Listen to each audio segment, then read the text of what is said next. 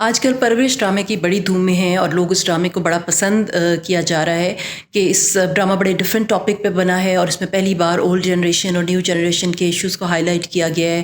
تو خیر ڈرامے کے حوالے سے تو میں اپنا ڈیٹیل ریویو آپ لوگوں کے ساتھ شیئر کروں گی، مگر اس وقت میں ڈرامے میں جو ایک بڑا میں کہوں گی غلط میسج دیا گیا ہے اس کے حوالے سے بات کرنا چاہ رہی ہوں.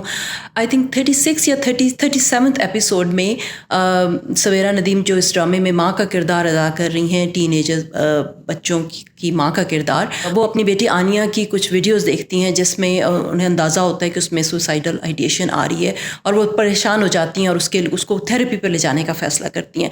خیر پہلے تو بڑی عجیب سی بات ہے کہ امریکہ میں وہ اتنے سال گزارے ہیں انہوں نے اور وہ بڑی ڈرامے میں بڑی سمجھدار دکھائی گئی ہیں. تو اب تک جب بیٹی میں اتنا گلٹ، اتنی انگزائٹی، اتنی ڈپریشن کے سمٹم نظر آ رہے ہیں تو اس سے پہلے ہی انہیں تھیراپی میں لے جانا چاہیے تھا. لیکن خیر چلیں، ویڈیوز دیکھ کے تو وہ بالکل بہت پریشان ہوتی ہیں اور سوچتی ہیں کہ جی میں اس کو تھیراپسٹ کے پاس لے جاتی ہوں. خیر اس کے بعد وہ ایک تھیراپسٹ کے پاس جاتے ہیں، وہاں ایک تھیراپسٹ کا ایک سین دکھایا گیا، اس کے ساتھ ڈائلاگ ہوتا ہے، وہ بتاتی ہیں یہ مسئلے بچی کے، اور تھیراپسٹ کہتی ہے بالکل آپ اسے تھیراپی پر لائیں لیکن جب تک اس کی مرضی نہیں ہوگی اس کو ہم نہیں لا سکتے. تو ماں کہتی ہے کہ نہیں اس کی تو وہ تو اپنی مرضی سے تو ابھی تیار نہیں ہے، وہ تو تھیراپی پہ نہیں آئے گی. تو تھیراپسٹ کہتی ہیں کہ جناب پھر تو ہمیں ویٹ کرنا پڑے گا، ہمارے پاس کوئی چوائس ہی نہیں ہے. تو کس چیز کا ویٹ کرنا پڑے گا؟ کہ وہ بچی خودکشی کر لے؟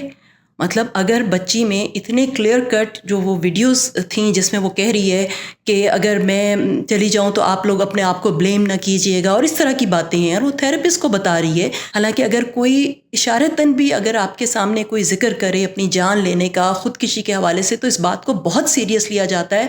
شاید وہ بندہ ویسے ہی اپنا ارادہ ظاہر کر رہا ہو، آپ کو لگے بھی شاید وہ مذاق میں بھی کہہ رہے ہیں، لیکن پھر بھی اس چیز کو رپورٹ کیا جاتا ہے، اس چیز کو بہت سیریس لیا جاتا ہے.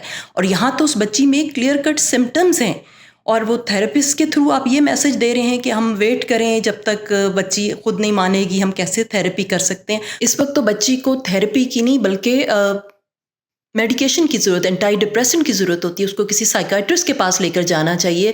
یہاں پر آپ ایک تھیراپسٹ کے تھرو یہ میسج دے رہے ہیں، ایک سائیکالوجسٹ کے تھرو، کہ اگر ایسی سچویشن ہو تو آپ ویٹ کریں.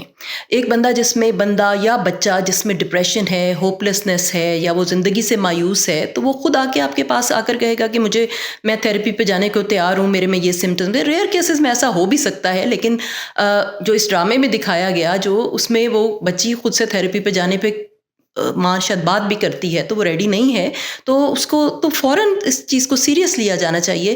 اس کے بعد دکھاتے ہیں کہ جی ماں ہر وقت بچی کے قریب رہنے کی کوشش کرتی ہے کہ وہ کچھ کر نہ دے، اور پھر اگلے اس میں ایپیسوڈ میں دکھاتے ہیں کہ اس کے بیٹے کو گولی لگی ہے تو ماں بیٹے کے پاس ہاسپٹل چلی جاتی ہے اور بچی کا کوئی اتا پتہ نہیں، کوئی نہیں بتایا جا رہا کہ بچی کو کون سپروائز کر رہا ہے. تو یہ اتنا غلط میسج اس ڈرامے کے تھرو دیا گیا ہے.